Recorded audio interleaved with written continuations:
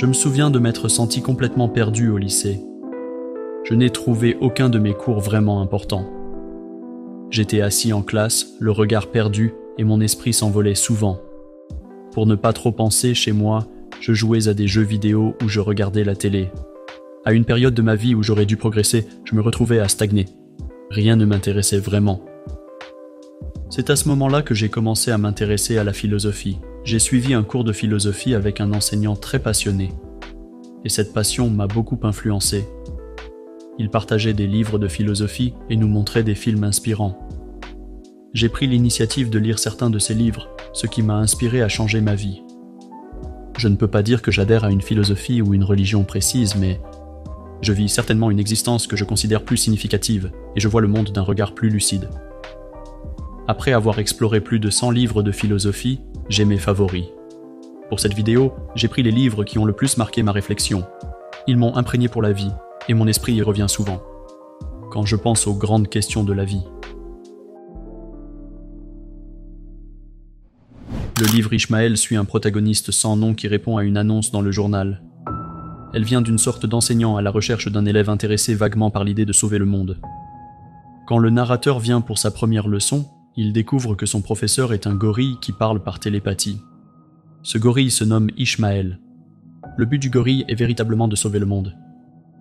Il pense que la civilisation humaine est influencée par un mythe qui causera sa destruction et celle de la nature.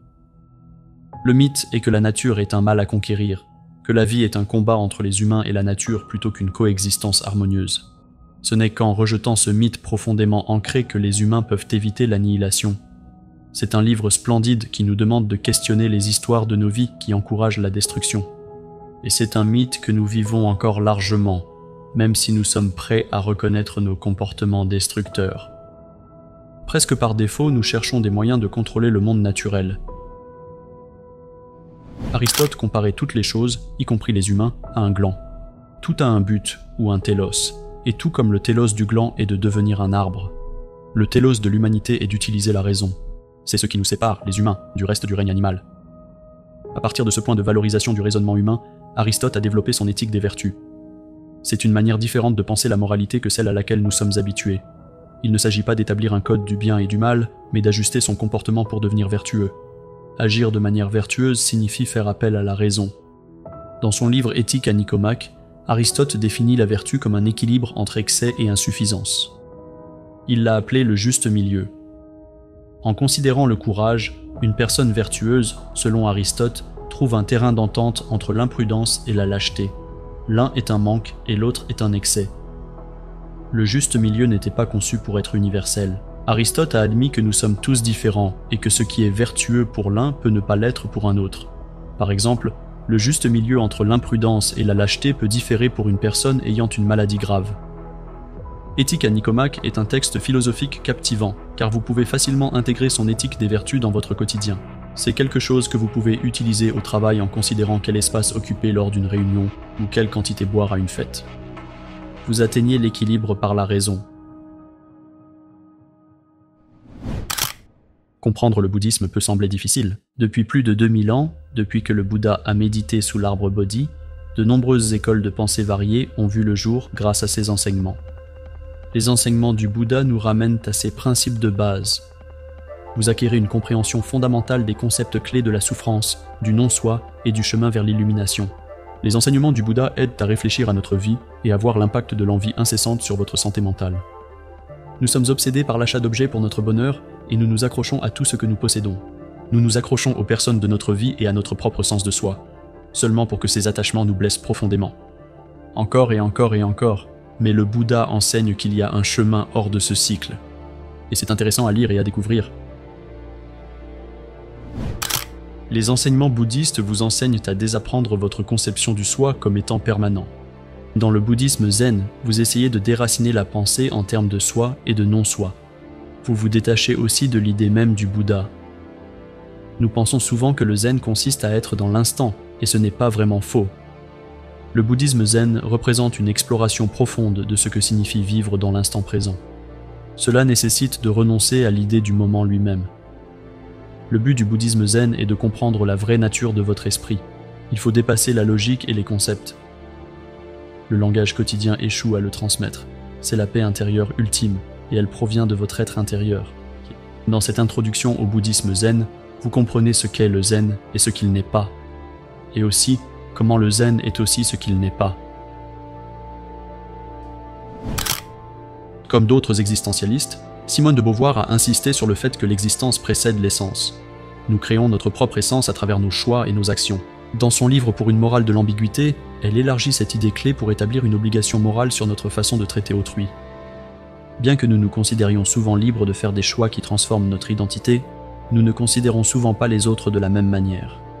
Nous avons tendance à les voir comme des entités fixes en fonction de leur passé, et encore plus grave, les humains traitent littéralement les autres comme des objets, des choses qui existent pour les autres. L'obligation morale ici consiste à traiter les autres comme des êtres ambigus. Nous commençons à les voir comme libres de forger leur propre essence au lieu d'exister pour les autres comme des choses matérielles dans le monde. Cette éthique de l'ambiguïté soutient le féminisme de Beauvoir. Les femmes sont souvent considérées comme existant pour les autres, et leur ambiguïté est fréquemment négligée.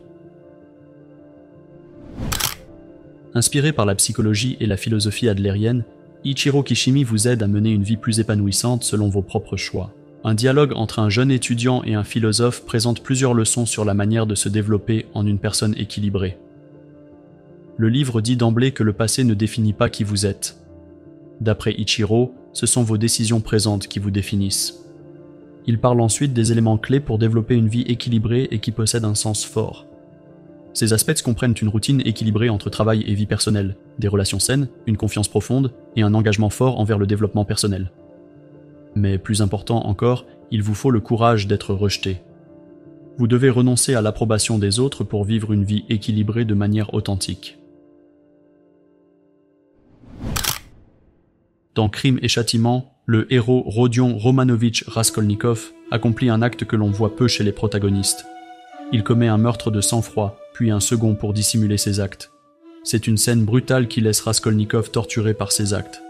Avant le meurtre, il rationalise son plan pour tuer sa femme. Il la voit comme une vieille usurière méchante qui profite des autres. Il a besoin des fonds du prêteur sur gage et se sent légitimé par sa croyance que toutes les grandes figures devraient être exemptées des lois dans leur recherche du bien supérieur. Il s'imagine être extraordinaire comme Napoléon ou Alexandre le Grand. Mais justifier une action dans son propre esprit est très différent de gérer les émotions et la persécution qui suivent. Rodion souffre énormément, vivant dans un état fiévreux jusqu'à la résolution du roman. Raskolnikov vit aussi une époque de troubles politiques. La Russie évolue des traditions médiévales vers l'occidentalisation. Comme dans toute transition politique, beaucoup sont laissés pour le bien supérieur. C'est un roman philosophique avec de nombreuses interprétations, de l'existentialisme à un drame psychologique et politique complexe. Cela vaut vraiment la peine d'y réfléchir quand vous avez le temps et que vous êtes dans un bon état d'esprit. La vie humaine est absurde. Nous cherchons désespérément un sens dans un monde qui n'en a aucun à découvrir. Cette lutte constante et vaine est ce qu'Albert Camus appelle l'absurde. Dans son œuvre L'étranger, le protagoniste renonce à chercher un sens à son existence. Il traverse une suite d'événements absurdes et y reste totalement indifférent durant la totalité du roman. Lorsque sa mère meurt au début de l'histoire, il reste tout simplement impassible. Ce manque de système de croyance éloigne le protagoniste des autres. Son attitude le conduit à sa perte, car il se retrouvera au tribunal et son incapacité à trouver un sens à la vie lui coûtera cher. L'étranger est une excellente manière de ressentir l'absurdité de la vie et constitue une bonne comparaison avec l'essai de Camus, le mythe de Sisyphe. Le philosophe existentialiste Friedrich Nietzsche affirmait qu'après la mort de sa foi en Dieu, l'humanité devait combler ce vide, sinon nous risquions de sombrer dans le nihilisme, ce qui nous mènerait inévitablement à nous préoccuper des distractions. Il désignait cet état comme celui du dernier homme.